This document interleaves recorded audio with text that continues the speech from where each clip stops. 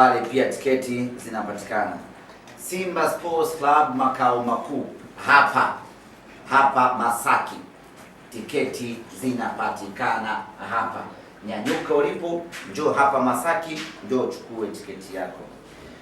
Mtembe Electronic Mwembe Yanga, tiketi zinapatikana. Magufuli Terminal Mbezi, tiketi zinapatikana, pamoja na Feri Kigamboni, tiketi zinapatikana. Ni vituo hivyo, ni vituo 7 pekee vinauza tiketi za Kariakoo Derby. Baada ya kusema hayo, ndugu zanguni waandishi wa habari, niseme asanteni sana kwa kunipa nafasi hii ya kuzungumza kwenye vyombo vyenu vya habari, na kwa wale wote ambao wamenisikiliza niseme asanteni sana. Kama kuna mapungufu kwenye uwasilishaji wangu, basi naombeni mnisamehe, ndivyo nilivyojaliwa kuwasilisha asubuhi ya leo. Asanteni. Kama kuna maswali karibuni, kama hakuna maswali basi wahini kupandisha hii taarifa ili wanasimba kutoka sehemu mbalimbali waweze kuipata.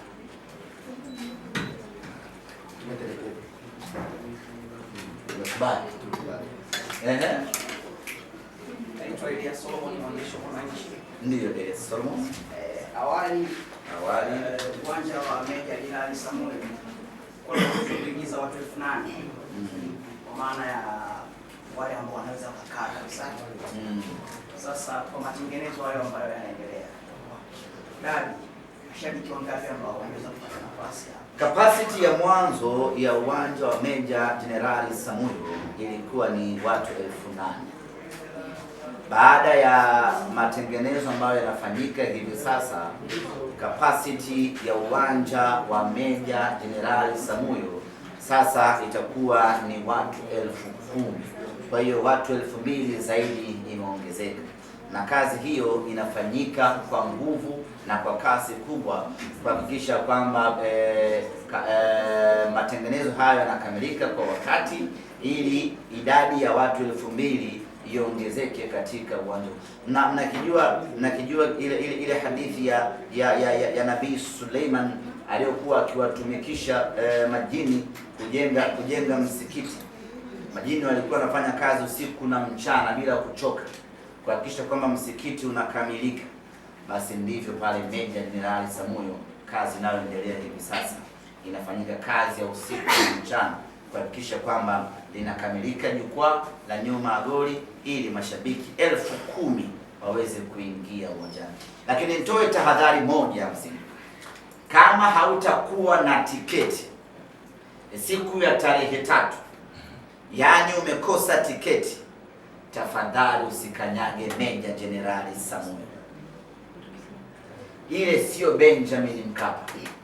Hauna tiketi, unakuja nje uwanja unazengea. Na kuna mwingine anatoka nyumbani kwake hana tiketi, anakuja na redio, anakaa nje Benjamin Mkapa anasikiliza. Meja Jenerali Samuel Mbweni is not for such kind of people. Yani watu wasiokuwa na tiketi wasikanyage Meja Jenerali Samuel. Na niwakumbushe tu, eneo lile lote jumlisha uwanja ule wote uko chini ya JKT.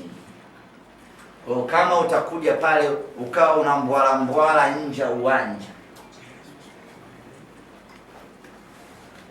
majuto sio mjukuu. Asante sana.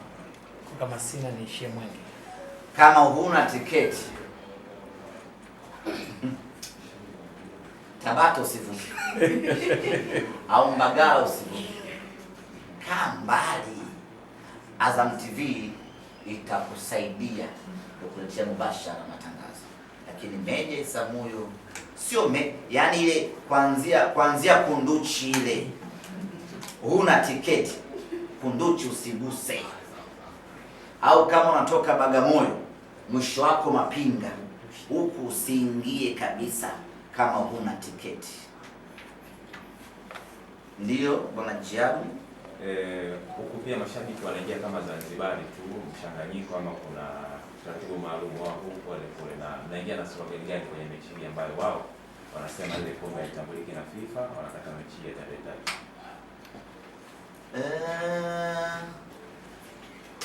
Asili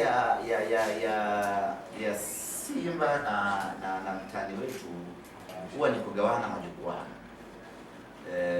kasoro Zanzibar, ndio mnakaa kama biliani ile Luxembourg, na asili yake huwa ni automatic. Kuna upande mmoja huo unakaa kushoto, kuna upande huo unakaa kulia. Kama sikosei, Simba mnakaaga kushoto. Simba uwanja wote Simba tunakaa kushoto, wengine wanakaa. Kwa hata mechi ya Samuyo nafikiri kuna watakaokaa upande wa kushoto na kuna watakaokaa upande wa kulia. Kama tutachanganyikana jukwaa moja, ahlan wa sahla, lakini naamini kwa asili ya Simba kila mtu anakaa jukwaa lake, kila mtu anakaa upande wake, na uzuri wa mechi ya Samuyo inaruhusu hilo. Kwa mfano ile VIPA kuna bawa la kushoto, kuna bawa la kulia.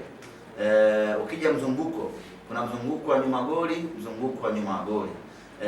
Watu pekee ambao watachangamana ni wale wa VIPB ambao wale jukwaa lao ni moja, lakini kuchangamana kwao ni kama ushawahi kuona Simba na mtani tukicheza Kirumba, ile jukwaa ambalo linaangalia VIP, mara nyingi tunagawana pale katikati, huku anakwenda Simba, huku anakwenda Yanga. Kwa hiyo naamini hata kwenye mechi yetu ya kesho kutwa tutagawana namna hiyo, kila mtu akae upande wake. Lakini kama itatokea tukachanganyana,